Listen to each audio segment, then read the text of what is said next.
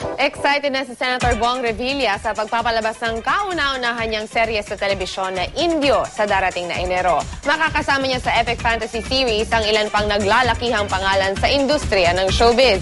Ang Star Bites, hatid ni Nelson Canlas.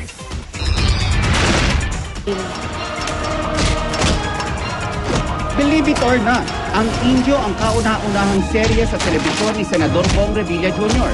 Lahat daw kasi ng ginawa niyang pag-arte ay sa pelikula lang. Ang Kapuso epic fantasy raw na ito ang regalo niya sa mga taga-subaybay niya. Ito yung una, siguro maring ito rin yung huli, no?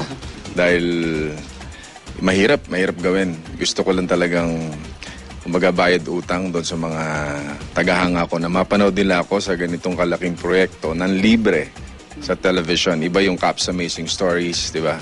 Kalimitan pag gumaganap ako sa ganitong klaseng role, sa pelikula, babayad sila.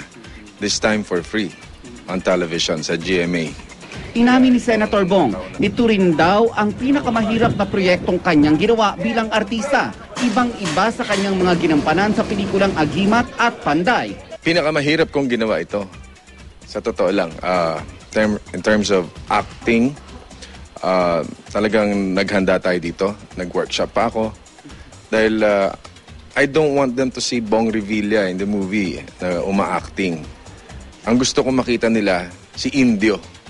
Sa pictorial lang serye, ikinwento ni Senator Bong ang kanyang excitement sa nakatakdang pag-ere ng Indio sa kalagitnaan ng Enero dito sa Kapuso Network. Makakasama niya sina Jenilyn Mercado, Rian Ramos, Sam Pinto, Solen Hiusap, Agot Isidro at marami pang naglalakihang mga pangalan sa GMA Network. Powerhouse casting po ito. Yeah.